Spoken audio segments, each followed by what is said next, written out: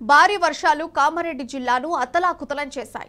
ఎటు చూసినా వాగులు, నదులు ఉప్పొంగి ప్రవహిస్తున్నాయి. అనేక గ్రామాలు జలదిగ్బంధంలో చిక్కుకున్నాయి. అయితే కామారెడ్డిలో జరగాల్సిన సహాయ చర్యలపై నివేదిక తయారు చేయాలని బీఆర్ఎస్ మాజీ ఎమ్మెల్యే గంప గోవర్ధన్ని కేటీఆర్ ఆదేశించారు. వరద ప్రభావిత ప్రాంతాల్లో పార్టీ నాయకులు సహాయక చర్యలు చేపట్టాలని సూచించారు. దీనిపై మరింత సమాచారం మా ప్రతినిధి రవీందర్ అందిస్తారు. ముంచెత్తడంతో కామారెడ్డి జిల్లా అతలాకుతలమైందని చెప్పొచ్చు.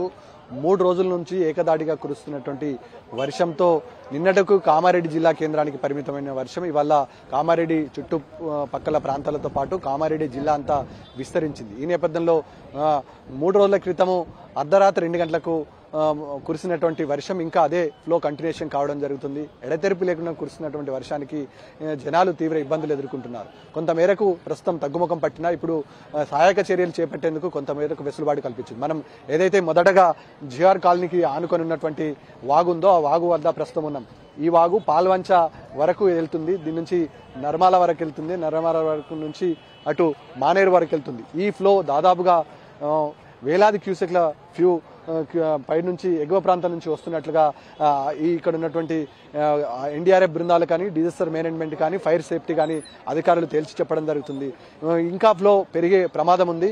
ఎగువ పక్కనున్నటువంటి ఎల్లారెడ్డి అదేవిధంగా లింగంపేటతో పాటు పక్కనున్నటువంటి మెదక్ పరిసర ప్రాంతాల్లో కురిసిన వర్షాలకు ఈ వాగు నుండే ప్రవహిస్తున్నాయని, దీనివల్ల ఈ కామారెడ్డి అటు అడ్లూరు ఎల్లారెడ్డి పెద్ద చెరువుతో పాటు ఇటు కామారెడ్డి జిల్లాకు ఆనుకున్నటువంటి ఈ నేషనల్ నెంబర్ 7 కు ఈ కామారెడ్డి ముప్పుకు గురి కావడానికి ప్రధానమైన ప్రాంతంలో మనం ఉన్నాం. ఈ ఏదైతే మనం దృశ్యం చూస్తున్నామో దాదాపు ఈ ఫ్లో మొత్తం నిన్న ఈ హైవే మొత్తం జలదిగ్బంధంలో ఉండే ఈ ప్రధానంగా హైవేకి ఆనుకొని ఉన్నటువంటి ఏదైతే ప్రాంతం ఉందో దాంట్లో పార్కింగ్ చేసిన కార్లు ఈ ఫ్లోటింగ్ నుంచే కిందికి వెళ్లిపోయిన పరిస్థితి. దాదాపు 10ల సంఖ్యలో కార్లు నిన్న కొట్టుకుపోయిన పరిస్థితి.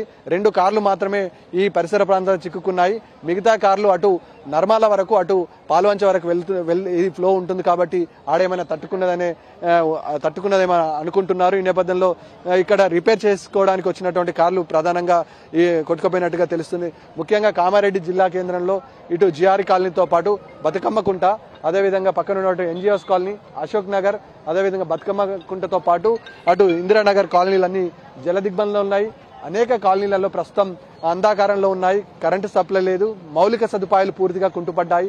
ముఖ్యంగా నిరాశ్రితులైనటువంటి బాధితుల బాధలు వర్ణనాతీతమని చెప్పవచ్చు. ఉదయం నుంచి బిక్కుమని అరచేతిలో ప్రాణం పట్టుకొని వెళ్లదీసిన పరిస్థితి ఉంటుంది. ఇలాంటి క్రౌడ్ బస్సు గతంలో ఎప్పుడు కూడా కామారెడ్డి జిల్లా ప్రజలు కానీ కామారెడ్డి పట్టణ ప్రాంత ప్రజలు కానీ చూసి ఎరుగరు. దాదాపు 32 సంవత్సరాల తర్వాత ఈ ఫ్లోటింగ్ ఉందని ఇక్కడ ఉన్నటువంటి గ్రామస్తులు కానీ అదేవిధంగా ఇక్కడ ఉన్నటువంటి అధికారులు కానీ తేల్చి చెప్పడం జరుగుతుంది. క్లౌడ్ బస్ట్ మాటే కొత్తగా ఉంది. మేము ఇంత పెద్ద వర్షం ఎప్పుడూ చూడలేమని వీళ్ళు చెప్తున్న పరిస్థితి. ముఖ్యంగా వేలాది ఎకరాల పంట నష్టం వాటిల్లింది.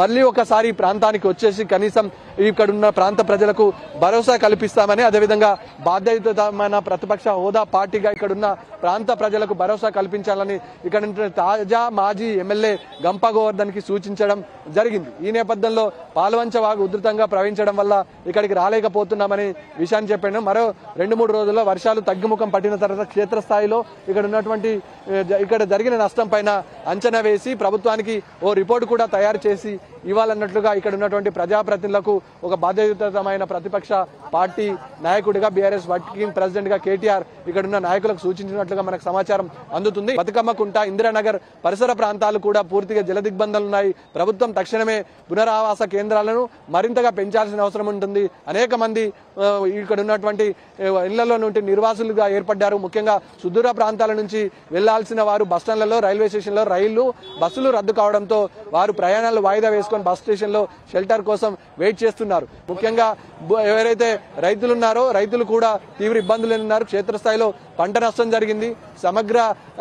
సమగ్ర దర్యాప్తు చేసి పంట నష్టం ఎంత మేరకు జరిగిందనే అంశం పైన ఒక లెక్క తీయాల్సిన అవసరం ఉంటుంది. అదేవిధంగా ఎవరైతే ఇళ్లను కోల్పోయారో వారికి పునరావాసం కల్పించి తక్షణమే కాంపెన్సేషన్ ఇవ్వాలని ఇక్కడ ఉన్నటువంటి నష్టం వాటిల్లినటువంటి కామారెడ్డి పట్టణ ప్రాంత ప్రజలతో పాటు కామారెడ్డి జిల్లా ప్రజలు విజ్ఞప్తి చేస్తున్నారు ప్రభుత్వానికి. Photo studio.